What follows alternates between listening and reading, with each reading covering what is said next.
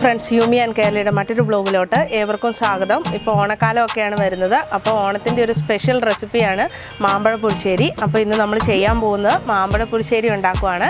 അപ്പോൾ നമുക്ക് നേരെ വീഡിയോയിലോട്ട് പോകാം.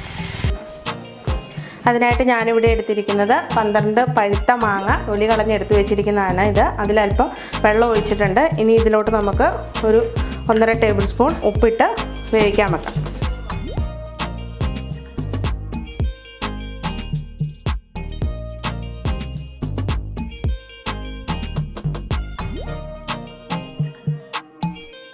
ഇത് നമുക്ക് വേവിക്കാൻ വെക്കാം.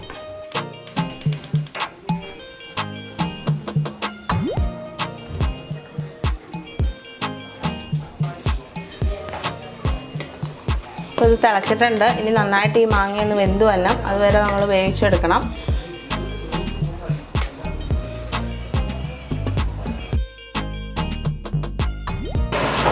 അപ്പോൾ മാങ്ങ നന്നായിട്ട് വെന്തിട്ടുണ്ട്. ഇനി നമുക്ക് ഫ്ലെയിം ഓഫ് ചെയ്യാം. നമുക്കിതൊരു മൺചട്ടിയിലോട്ട് മാറ്റാം.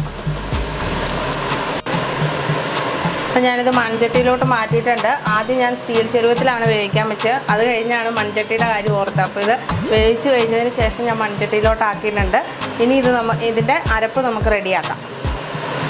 ഇതിൻ്റെ അരപ്പിന് ആവശ്യമായ സാധനങ്ങൾ: ഒരു തേങ്ങാമുറി ചിരകിയത്, 1/4 ടീസ്പൂൺ മഞ്ഞൾപ്പൊടി, 3 കഷ്ണം ഉള്ളി, കുറച്ച് കാന്താരി മുളക്, 1 ടേബിൾ സ്പൂൺ ജീരകം, 2-3 വെളുത്തുള്ളി തൊലി കളഞ്ഞെടുത്തത്. ഇത്രയാണ് ഇതിൻ്റെ അരപ്പിന് ആവശ്യമായത്. അപ്പോൾ നമുക്ക് ഇനി ഇതൊന്ന് അരച്ചെടുക്കാം.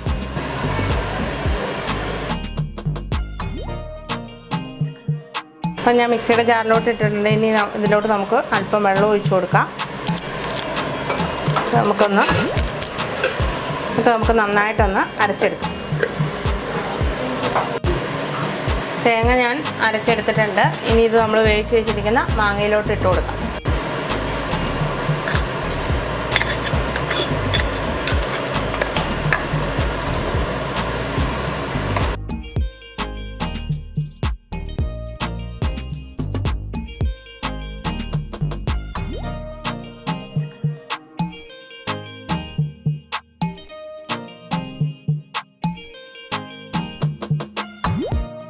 ഇനി നന്നായിട്ടൊന്ന് തിളച്ചതിന് ശേഷം വേണം നമുക്കിതിലോട്ട് മോര് ചേർത്ത് കൊടുക്കാൻ വേണ്ടിയിട്ട്. അപ്പോൾ ഇതൊന്ന് തിളയ്ക്കുന്ന വരെ നമുക്ക് വെയിറ്റ് ചെയ്യാം.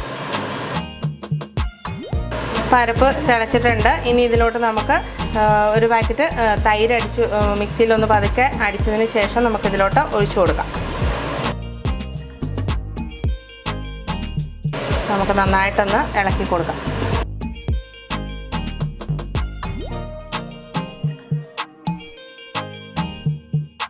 മാങ്ങ കുറച്ച് കൂടുതലുണ്ട്. അതുകൊണ്ട് ഞാൻ വീണ്ടും ഒരു പാക്കറ്റ് തൈരും കൂടെ ഒഴിച്ചു കൊടുക്കുക.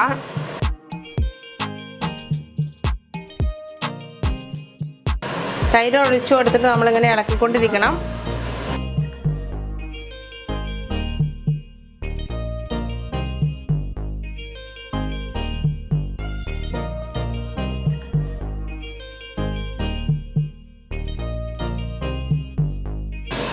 ഇതിൻ്റെ ഉപ്പൊക്കെ ഉണ്ടോയെന്നൊന്ന് ടേസ്റ്റ് ചെയ്ത് നോക്കാം. ഉപ്പൊക്കെ ഉണ്ട്.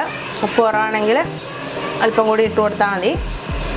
അപ്പോൾ ഇത് ഏകദേശം ആയിട്ടുണ്ട്. ഇനി നമുക്ക് ഫ്ലെയിം ഓഫ് ചെയ്യാം. ഇനി നമുക്കിതിന് കടുക് താളിച്ചിടാം.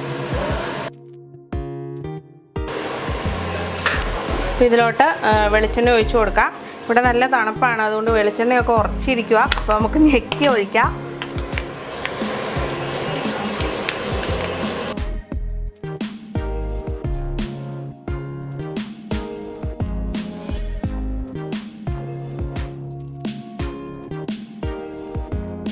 എണ്ണ ചൂടായിട്ടുണ്ട്. ഇതിലോട്ട് കടുക് ഇട്ട് കൊടുക്കാം.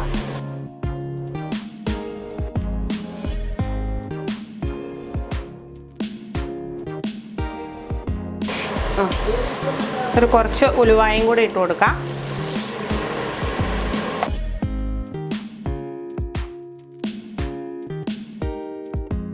കുറച്ച് ചുമന്നുള്ളി ചെറിയ കഷ്ണങ്ങളാക്കി അരിഞ്ഞ് വെച്ചിരിക്കുന്ന ഇട്ട് കൊടുക്കാം.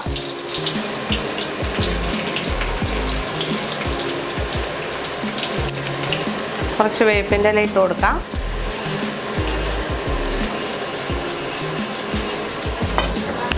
ഒന്ന് ഇളക്കും.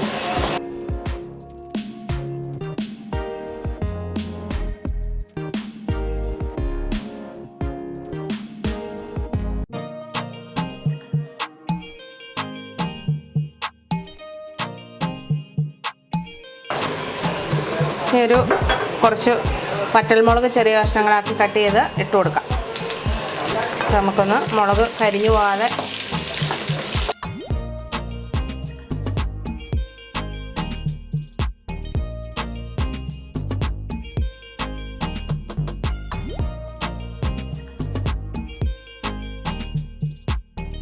ഇനി നമുക്ക് ഇതിലോട്ട് ഒഴിച്ചു കൊടുക്കാം.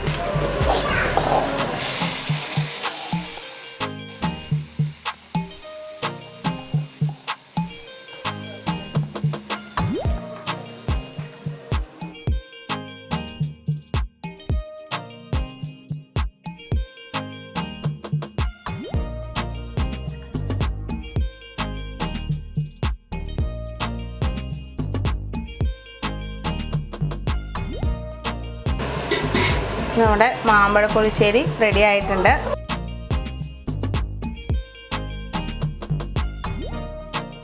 നിങ്ങൾക്ക് എല്ലാവർക്കും ഈ വീഡിയോ ഇഷ്ടമായെങ്കിൽ ലൈക്ക് ചെയ്യുക, സബ്സ്ക്രൈബ് ചെയ്യുക, തൊട്ടടുത്ത ബെല്ലൈക്കൺ ക്ലിക്ക് ചെയ്യുക. ഒരു കാര്യം മറക്കല്ല, എല്ലാവരും ഷെയർ ചെയ്യണം. Okay, thank you.